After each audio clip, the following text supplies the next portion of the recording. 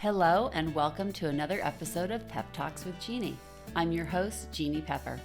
I started doing Pep Talks as a way to inspire you to do intentional acts of kindness and to further the goals of Blaze It Forward. Over the past 6 years, Pep Talks has evolved, and now I use it for interviewing key people in our community who volunteer at the next level. Some start foundations to further their philanthropic goals. Some work at the most needed and influential nonprofits, and others dedicate their lives to causes in their local or even global communities to make this world a better place. Today, I'm happy to have Susan Seeley with us to talk about her work with Amat, where she is the National Executive Director. And now I'm going to welcome you to Pep Talks with Jeanne. Hey, Susan. Hi, Jeanne. It's great to have you here. It's so great to be here. We've been friends for a very long time. I've known Susan since I think we moved here to Orange County maybe over 20 years ago. Long time. It's been a while. So we were had young children together. We participated in many community events together. And Susan has been involved in philanthropy as long as I have known her. And I'm curious about Susan because she's now working for this incredible national organization where she is the national director. And this is a pretty big thing. And so I think, and I was explaining to Susan that people want to know what makes people that do this level of philanthropy, that dedicate their lives to these causes, what inspires them to do that? And what makes you, does this make you tick, or is there something else about philanthropy that makes you tick, and where did it come from? But before we get there, for those out there who do not know what Amat is or what they do, I'm going to let you explain that, and then we'll get into the juicy stuff. Sure, great, thank you. So Amat USA is the support organization for Amat in Israel. And I love, just last night, I introduced myself to an Israeli and said, I work with Amat. And he said, oh my gosh, Amat is so important in Israel. And I said, that's fantastic. This is why I like to tell Israelis what I do. I said, then I went on to say that I'm the National Executive Director for Amat USA. And he said, you are doing such important work. You're really changing the world. So that was super gratifying to me, of course. Amat, I like to say that Amat is woven into the fabric of Israeli society. We're really there for women, youth, families in Israel. We have an extensive network of daycare centers. So let me back up just a little bit. We're a 100-year-old organization, so older than the state of Israel itself. We were born out of the need for women at the beginning when Israel was becoming a nascent nation, and people were going increasingly out of need to Israel to create lives for themselves. Women who were in that fight and in that struggle for what am I trying to say? For their families, for a new life, for a new way of being, for a new society, didn't want to be left out in what that meant in the new state, in the new situation. So they were intent on being equal participants and not being relegated to the kitchens and things like that. And so Amat USA was born to assist them financially in any way they could. So it was women throughout the United States getting together socially and then, putting whatever they had, pennies in the pushka, and then sending that to Israel to support women. And of course, daycare was one of the initial things that was needed so that women could go out and participate in society and have jobs and things like that. And that kind of support continues to this day with our network of daycare centers from north to south in Israel, with legal aid bureaus, with women's empowerment centers, with technological high schools for students who are learning trades and taking a different kind of academic path. And we have 2 youth villages, which some students there are boarders. Some of them are from the surrounding areas. Those youth villages become communities and families for students who might have family challenges. So to give you an example, I was visiting our Cannote Youth Village, and was walking with one of the students who's a senior. He was in the police academy. We have a fantastic police academy training program there at Canute Village, along with an equestrian center and agricultural opportunities as well.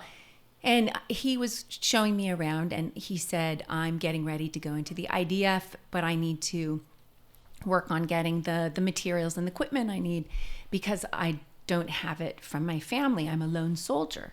And for you and me, we understand a lone soldier to be like an American student or young person who's gone to Israel and is in the IDF and doesn't have family in Israel. But this young man was obviously Israeli. Mm-hmm. So I said, what do you mean a lone soldier? You know, how are you a lone soldier? And he said, my father beat me and my mother is estranged from me. So this is my family. So those are the kinds of, you know, students and community that we have, which is obviously essential.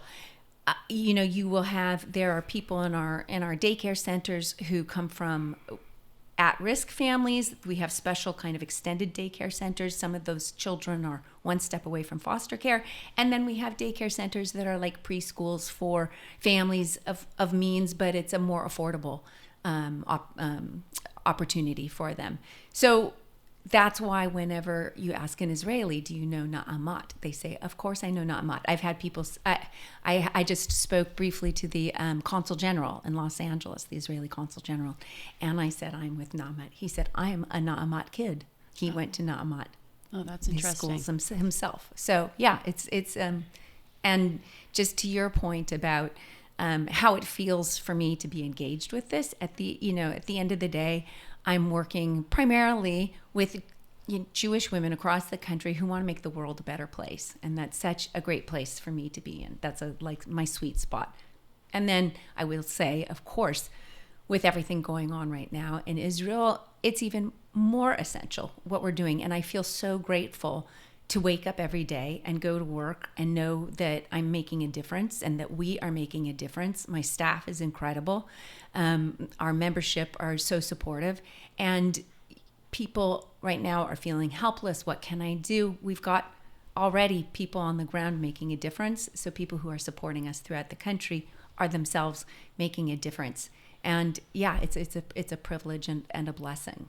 Super. I heard you say that Na'amat has had a 100-year history, which is interesting to me because Israel has not had a 100-year history officially. Right. So how did Na'amat come to be? Well, that's, as I said, it was these women who didn't want to be relegated to the kitchen and the kind of traditional roles that are often were and still are often foisted upon women, particularly in the building of new countries and new communities.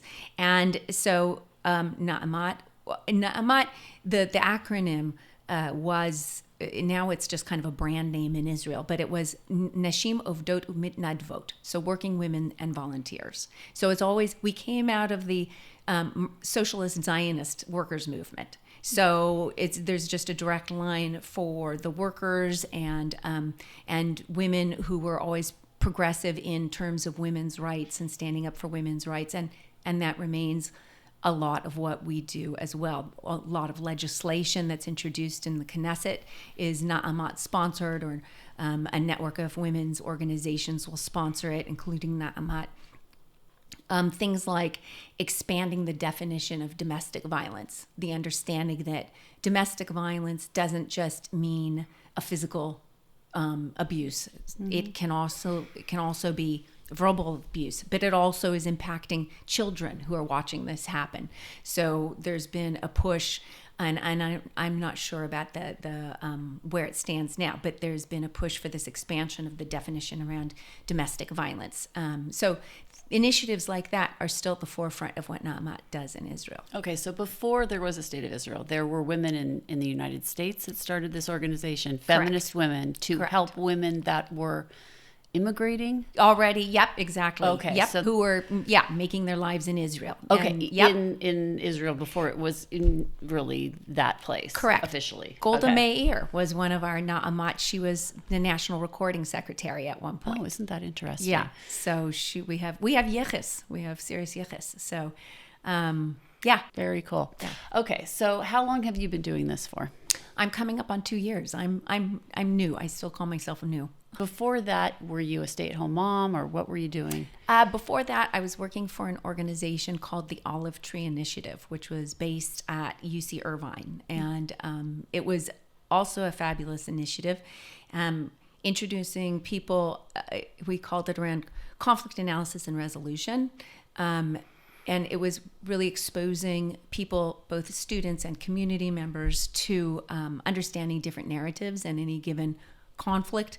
We were focused on regional conflicts, but of course that also translates to interpersonal conflicts. So the skills and the ideas learned around regional conflicts were able to translate that to their academic life, their personal life, and we would take people to the Middle East and examine the Israel-Palestine conflict. We'd take them to Turkey, Armenia, and examine that conflict, in Northern Ireland and Ireland for that conflict. So also really important organization that was a COVID casualty, but now has taken a life as another organization.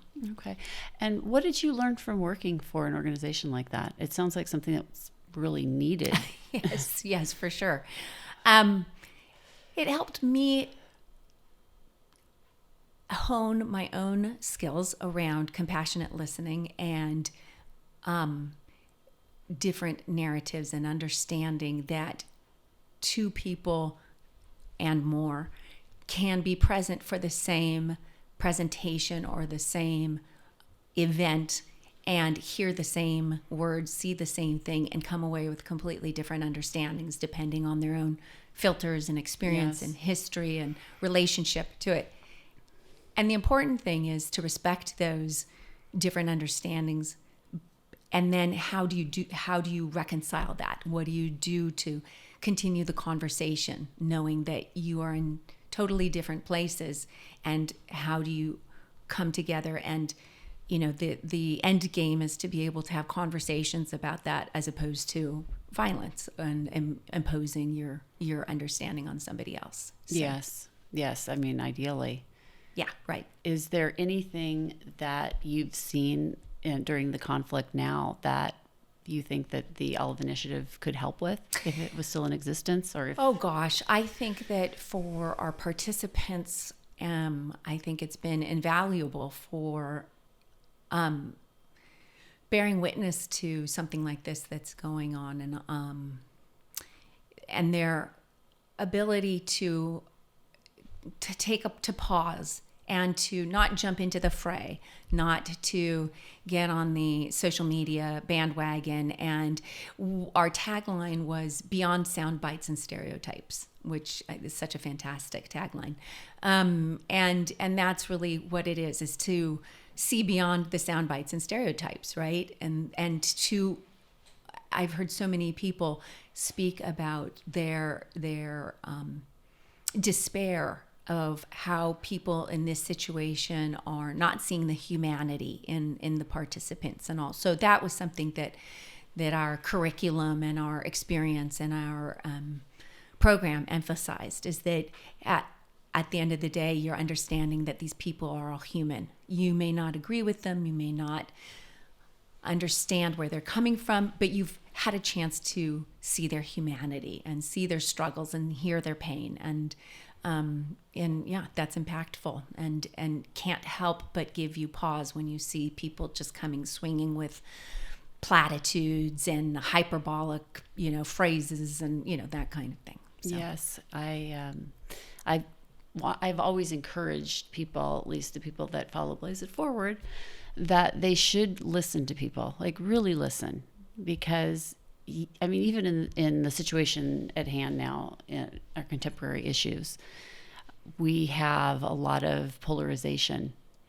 And I am very interested in eliminating polarization as much as possible, and as you pointed out, listening and understanding that we're all one. Mm-hmm. We are all one humanity. Mm-hmm. We're a human race. Mm-hmm. We are really not races. Mm-hmm. That is a term that was created by Hitler and his friends. Right. So I don't really understand why we use the terminology still, unfortunately, because I believe it creates division. Yeah. which is divisive.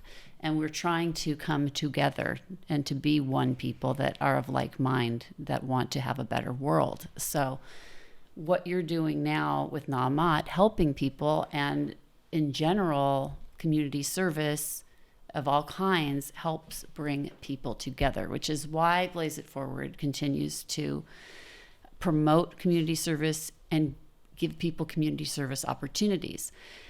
For people that want to learn more about community service opportunities, we like to put stuff on our Facebook group.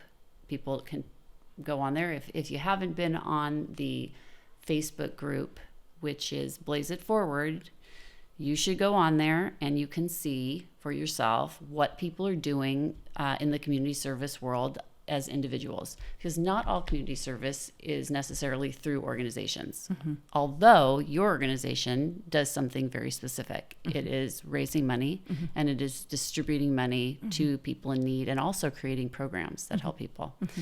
So there are some things that we need organized community service. Of course. And we still, we have chapters around the country that get together in really robust ways in terms of social coming together and then, advocacy as well. And so while they're raising money, they're also coming together in community, which is important for a lot of our people. We have people who are aligned with their philanthropic values and goals are aligned with our organization, what we do, and they're donors and regular donors. And then we have people who are really engaged at the regional, local levels and are participants in chapters and coming together. We have a wonderful event this month, the end of this month in Orange County, featuring April Powers, who maybe somebody you want to have on your podcast at some point soon. She's a remarkable woman in this space talking about these things. So that would be great. And I'll just say that I would love for people to follow us at Amat USA, Instagram, Facebook. Our website is www.naamat.org.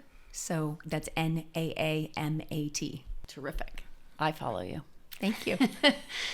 So what types of things are they offering in the United States? Are there any programming, or is everything in Israel? Everything's in Israel. Again, our programming here, more and more, of course, we have online offerings. We just did a really helpful and interesting online program about anti-Semitism on campuses, featuring a person you may know, Regional ADL Director Peter Levy. So it was really helpful. Our membership appreciated what he had to say. He did a great presentation. Things like that. We had recently a program called The Many Colors of Zionism, and it featured educators. They don't call themselves influencers; they call themselves social media educators. And when her affiliation, her identity is Chinese American Jewish. We had another Persian American Jewish, a Black American Jewish woman, and Latina American Jewish woman, and the four of them in conversation. So just really fantastic to have them all talk about their identity and their many identities, actually, and their how they show up and they feel like they're doing education in their communities. So programming's like that. So what we do in Israel is, again, very specific to Israelis of all backgrounds, I want to point out. Yeah. This isn't, we are largely in the United States, we are most a kind of a Jewish women's organization. We're getting more men to come along. We welcome men to come along.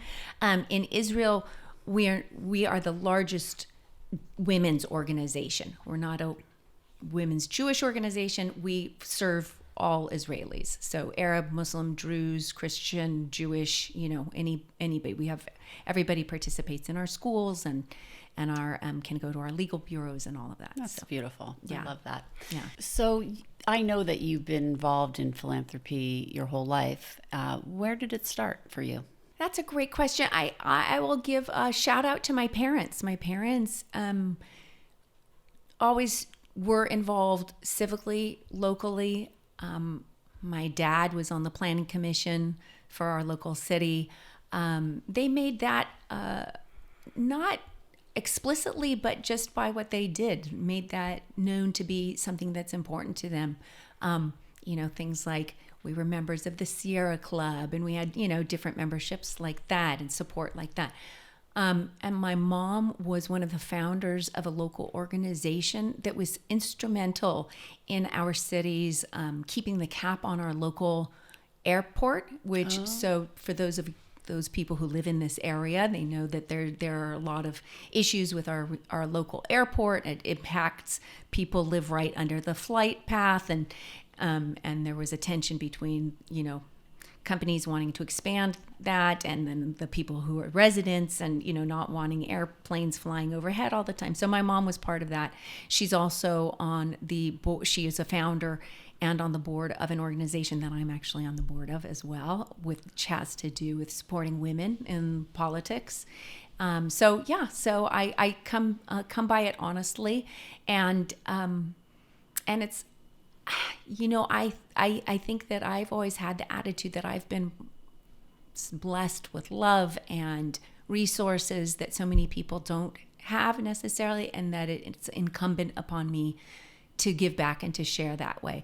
I remember one of my students asking me about that, and they said, how do you do all of this, or how do you show up for these different things? Because it's a time commitment. I'm not always able to give financially the way I want to, but I will give my time and connections and things like that. And I said, it's something I can't not do it. It's just always felt like that to me. So thank you for asking about that. Yeah, well, you also brought the fact that you're willing, that you can give time, and that's a big issue, because a lot of people think that they can't be philanthropists because they don't have big money to swing around. But philanthropy isn't necessarily about that. It's really time or money or both. And I'm always very impressed by people that have very little time that still find the time to help other people. Yes. And what a great use of time. Yes. And anymore these days, people just connecting people and amplifying the message and sharing the message that you care about. It's more easily done. So that's another way for people to show up for the causes they care about. Yeah. Are you a spiritual person? Yes, I consider myself a spiritual person. Yes. And where does that come from? There again, that's been a long time trait, or something that I've engaged in, this seeker, I guess. I'm Jewish, and I appreciate that in the Jewish faith that questioning and curiosity are important values, right? For any given ruling or law or whatnot, there are myriad different opinions and understandings. And I've had in Jewish tradition, there's something called chavruta, which is a pairing of, it's Hever is a friend, but chavruta is when you are paired with somebody and you study Torah and you study texts together. And I've had a long running, my original chavruta moved out of the state. Gosh, it's been so long ago now. And I have another chavruta, and we get together. We used to get together super regularly, and now it's not as regular, but it's so important to both of us, our time struggling with text, struggling with Torah. They may seem kind of not relevant, but we always get nuggets of wisdom and something to wrestle with and to think about. And it's time well spent, like connecting to the matriarchs and patriarchs who've come before us, who've wrestled with these same kind of basic ideas of morality and community and what it means. And so that's really important to me. And I enjoy continuing to learn, continuing to open my mind and heart around those things. And I'm involved to the extent that I can be in multi-faith spaces as well. And I enjoy that because I'm always learning from other faiths as well. I look to learn from other faiths and other traditions. So yes. What are some of the similarities you've seen in other faiths? Oh gosh. A friend of mine is a wonderful man. He's a friend to many, but I'll call him my friend as well, who's an elder in the Mormon community. And we just got together just recently and had a lovely time talking about this and talking about similarities and comparisons and why it's important to both of us, and such great respect for each one for the other, and how their communities operate.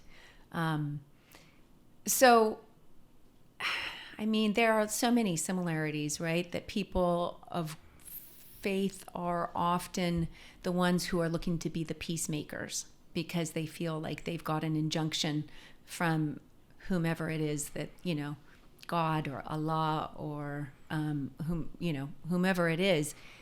Typically the texts will talk a lot about making peace and, seeing, as you said, seeing the humanity in everybody and understanding that we are all made in the Creator's image. And so I find that's a similarity. My friend, who is also another friend to a lot of people, she's just amazing. She's in the Muslim community, and she's all about combating anti-Semitism in the Muslim community. So wow. She's got such a great heart and a passion for seeing the humanity in people. That's inspiring. Yeah. So who are some of the people that inspire you? Well, these people that I just named. I mean, I don't know that if you want me to name names, but these people who are out in our communities. I mean, so many people. I'm one of my friends is our supervisor Katrina Foley. She inspires me with the way she shows up for her constituents and wants to hear what her constituents need. She is, if all our politicians could be just bring a little bit of what she brings in her whole self to the position, we would all be better off as a community and a government and a country. So I admire her. I admire my friend Anila, who's doing great work in her faith community, and my friend Tom, who's doing great work in his community. I mean, so many people. I am so humbled by all the people that I know. The people in the other Jewish nonprofit organizations. Sheila Katz, she's the executive director of NCJW, the National Council for Jewish Women. She's just a warrior for Jewish women and does amazing things. Amanda Berman, who founded and is the head of Zioness, she inspires me. So many people. You inspire me. And Blaze It Forward and what you're doing and how you've turned tragedy into opportunity and blessings and inspiration. So yes, so many people. That's really great. What are some of the things that you look forward to doing with your philanthropy in the future? Will it just be with Amat, or will you do things that are personal to you? I'm always looking to do things that are personal to me. Again, I'm grateful for my position with Amat because it's effective and tangible and making a difference in people's lives. And I look to do that with anything. Another philanthropic area that I look to participate in more is that around our environmental challenges and sustainability, because the world is going to look very different for our children and our grandchildren. We may not want it to look different, but it's just going to look different. And what does that mean? And how can we be the best stewards of what's happening and what that's going to look like? And how can we prevent the most damage and destruction and hardship on people, both people and planet? So that's an area that I look to expand in. Do you have faith that everything will work out well or the way it's supposed to in this world, or do you think we have free will? I mean, we definitely have free will, for sure. We are all making our choices, for sure. And things are going to work out the way they work out. we may not like what that looks like. It may be completely different than what we think it should look like. But I think the best we can do is to continue to show up for the way we want to model for our children. And, it's hard to say because you disagree with what this person thinks the world should look like, right? So you want to quiet that voice and make yours louder. But, at the end of the day, we're here for a very short time. What we do in the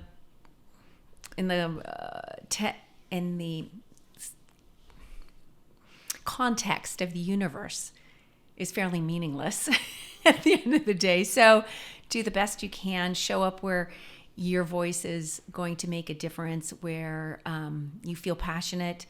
Try to do tikkun olam, right? It's a guiding value of Judaism, repairing the world. And also a guiding value of Judaism and Pirkei Avot is we are not enjoined to complete the task, but neither is it ours to desist in the trying. We got to keep trying. We're not going to see the results, but we're going to keep trying to make it better. As a feminist, do you think women could do things better in this country than the patriarchy has? Don't get me started. I'm getting you started. People want to know, Susan. I want to know.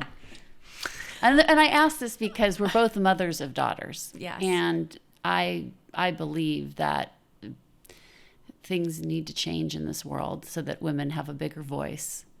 And not that men aren't wonderful. What would we do without them? But yes, and I'm the mother of a daughter and a child who is non-binary, so identifies neither as female or male. I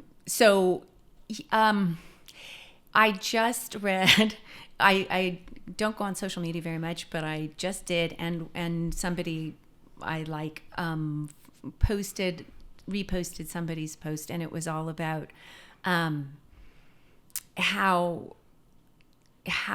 when you look at what's happening, men are at the kind of the base of it, and women and girls always suffer. So that's something. In fact, this coming up Giving Tuesday, we have a domestic shelter in Israel as well.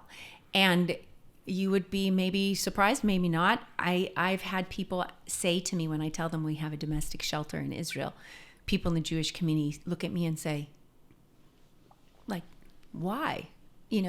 I'm surprised. Domestic violence happens everywhere, in every strata, in every community. And it's going to, right now, in the situation that is happening in the Middle East, in times of stress, in times of war, domestic violence and abuse only increases. So that's our Giving Tuesday push for anybody who's looking for something to counter. We're working to prevent violence against women and prevent domestic abuse. So that's really important to our mission and our organization. Women and girls suffer for wars that typically men are starting. So, it's a challenge. Can you tell me about people that have stepped up and done fundraising for your organization? Yeah, we actually, it's horrible what's going on in Israel, and it's wonderful to see how people have really reached out to support Amat in new ways.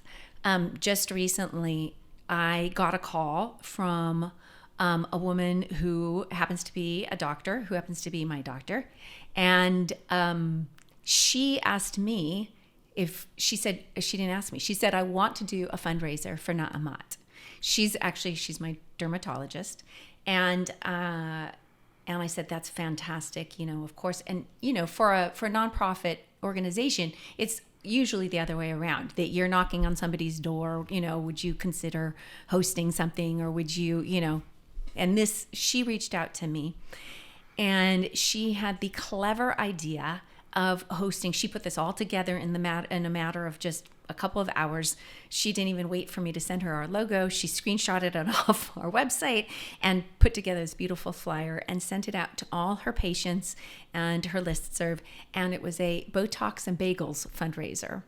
And it was so clever and creative. And so she and her wonderful staff volunteered their time and their services, and had some of her patients, like a good group, a handful of patients signed up to get treatments.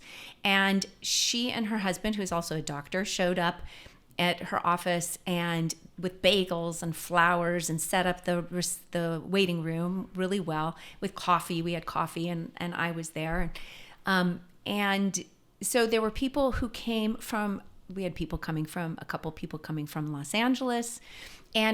But even more importantly, there was a steady stream of people all morning coming and going and dropping off checks and picking up a bagel and coffee and telling stories. And I would go up to everybody who came in and introduce myself and talk about Amat and what we're doing.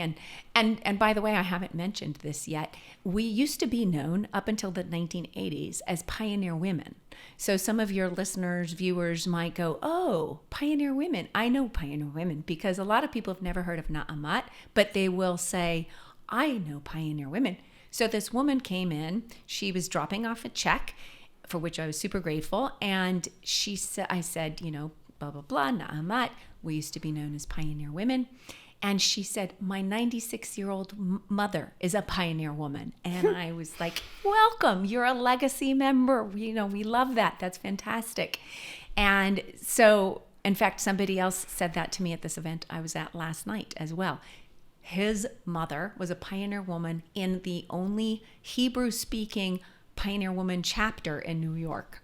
So they were all Hebrew-speaking. They were all like educators of Hebrew or whatnot. So I learned that. I didn't even know we had that.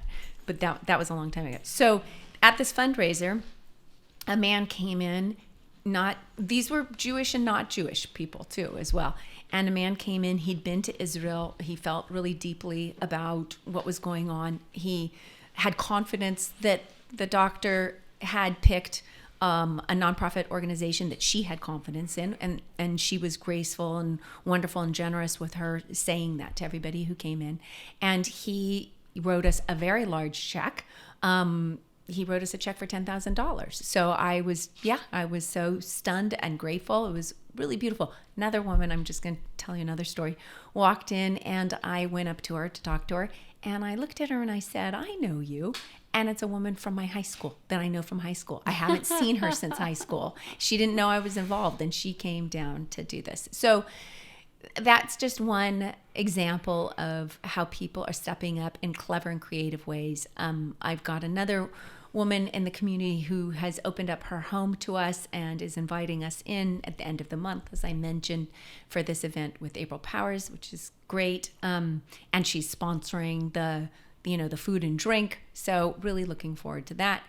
So people are really, really stepping up in new and ways that also make them feel good and where they are at and with the skills and abilities and resources they have. Yeah, that's a really easy way too. So I mean, not just for your organization, it's great if anybody wants to host a party at their house and and donate money to Amat. It goes to a terrific cause, but people could do this for any of the foundations or charities that they love, and maybe they can't make a huge donation themselves. Yeah, but they would like to inspire other people to help them to give a bigger donation.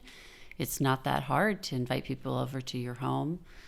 Of course, it would be for some people if they're hoarders, but I'm thinking of my family in particular. But yeah, that's a great way that people can get involved in philanthropy on a time and money opportunity that you can give to a local organization. Kind of a give or get. We call it give or get, right? Yeah. You can either give or you can be the person who gets. You can reach out if you don't necessarily have the large amount. You can reach out to your friend and colleague base and ask them to donate. And, that's how you're helping the It's a really great organization. thing. And a lot of people, especially with, with all of this stuff going on in the Middle East right now, and who knows when this airs, if that will be resolved. Let's keep our fingers crossed. But in times of strife, or when things are happening around you that are negative, sometimes it's really helpful to feel like you can make a difference and you can make things better. And like Susan, you've talked about, even if you can't actually, be in Israel helping people, you could be helping by either writing the check or encouraging your friends to write the checks, or small checks. A lot of them add up. So Absolutely. It's those little things that we do that make a difference, because people think that maybe, oh, well, my little thing that I do isn't going to change the world. It's not going to help. But it's a cumulative. If we all do a small thing, then we make a difference in the end. I mean, even like the person that's helping us with this podcast right now, the people that help me with this podcast, I couldn't do this without them, because, it's to do production at this level is expensive, and I'm fortunate. This is their giving to blaze it forward. And correct. It's a I have people, generous donation of time and energy and equipment and all of that. It really is. And, if anybody wants to get involved in helping us to produce this wonderful podcast, please make contact. But because, yes, this is a love affair with doing community service, that this is happening now. And to your point about the little things matter, it's that story about the starfish that are all washed up onto the shore, and the man is walking down the beach and throwing them in one by one, and the other person comes up and says, there's just jillions, you're not going to do any good. And he's like, to this starfish, I just, saved his life. And this starfish, I just saved his life. So you never know what that one little gesture is going to do and whose life it might save. That's right. And also, Susan, you are one of the few people I know that has really dedicated their life to not only doing community service, but your work in nonprofit work. This is not a nonprofit that you started. We've talked about this off camera, that this is not profitable for you. This is, somewhat of a life sacrifice. I wouldn't call it a sacrifice, because you love what you do, but this is a passion project. Yeah. So, and it's really important that people understand that when you're doing work that you are passionate about, it's usually because you are producing something that gives happiness to other people. Mm-hmm. I mean, think about the things that you're passionate about in your life. Mm-hmm. If you're passionate about doing marathons, mm-hmm. Whatever that may be, what you're doing something positive. You are doing something that's good for your body, or makes you feel good. So, most of the things that people are passionate about are things that create happiness in this world. So it's really important that people identify what their passions are, whether they're music or helping other people or teaching or running a nonprofit or doing a podcast when you could be, sitting on the beach. But whatever it may be, find something that you're passionate about, like Susan has, and change the world. Because whatever it is that you're passionate about, let's say it's music, you giving a gift to the world when you do it, whatever it may be. And it might even feel like it's selfish to you because you're passionate about playing video games. Find a way to make that something that helps other people, and you will be a much happier person. Yeah. And I'll give you an example of that. My son, Jay, loves playing video games, loves playing music. And I don't know how he did it, but he found something that he could do that has to do with both things. That is a community service. He found out that they have these competitions at universities. They actually have one at UCI periodically. The stadium, I know. Oh, you know about this. Okay, so Jay goes to this event where computer programmers are making video games on the fly, and they're trying to make the best one they can under timed circumstances. And Jay volunteers to do the music for these video games. That's terrific. He doesn't know a single person there. He shows up and says, I want to make music for your video games. And he goes and he does this, and he helps them compete in these competitions. So, you can find crazy things like that to do that you're passionate about, that you love, and that, that they fill your soul. Yeah. So I encourage people, go out and figure out what it is that you do that makes people happy, and do it with your whole heart. And you'll make this world better. Hear, hear. Hello world. Let's Hear, make hear. this world better. Hear, hear. I mean, we're really good at making it worse. Yeah. We know how to do that. So we need to practice doing the things that actually move us forward. So, and I'd like to see if people are watching this, go on to Facebook group and tell me what it is you're passionate about and how you can make that something that helps other people on a regular basis, and that you could be passionate about it if you did it. And maybe give me an example. Show me what you've done with it. I'd love to see that. I love seeing people take their unique talents and do something with it that makes this world better. And I've seen stories about that in the Blaze It Forward community. People share those stories, and they're so heartwarming and wonderful. So I thank you for encouraging people to share those stories, because that is important. And people, by sharing those stories, people will say, "Oh yeah, I can do." That reminds me of the thing that I love to do. So it's helpful to see how other people bring their creativity and passion to those kinds of things. Yeah, so, and I'm thinking about, like, even comedians donate their time Right. to do charity events. Right. And sometimes they get paid to do them, but Right. Right. when you're good at doing something and you actually do it to help other people, Right. you get to go, wherever it is. You get a better place. Yeah. In the next place. Or maybe If that's your thing. Or yeah, and maybe you don't. Maybe there's, who knows? I don't know. I mean, for me, I think I'd just be happy. I would be really delighted if the next place is here and I get to choose next time.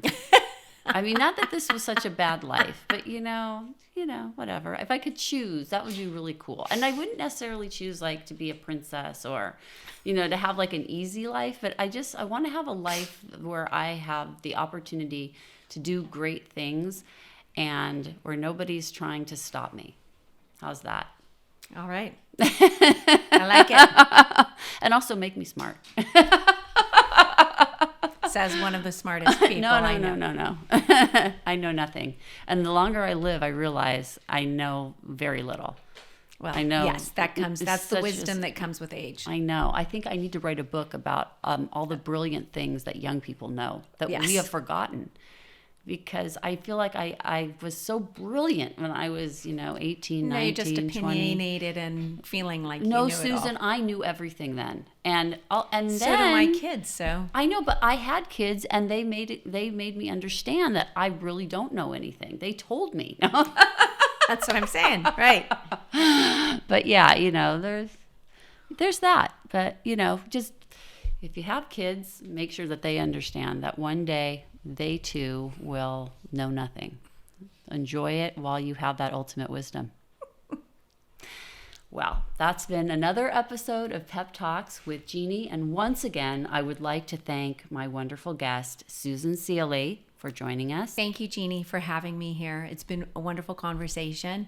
And thank you to those of you listening and watching. And please visit us at www.naamat.org and follow us at Naamat USA on Facebook, Instagram, and reach out to us as well. Blaze It Forward is a campaign my family started to repair the world with kindness in honor of our son Blaze, who was murdered in 2018. You can learn more about Blaze and how you can make a difference on our website, www.blazebernstein.org, or on our Facebook group at #BlazeItForward. And special thank yous to all of the volunteers who help me with my philanthropic endeavors. Today, that is a thank you to my producer, Eli Moskowitz, who was also wearing many hats today and will be doing the post-production work as well. A thank you to him. And thank you all again for joining me and Susan Seeley today. I'm Jeanne Pepper, and this has been another edition of Pep Talks with Jeanne.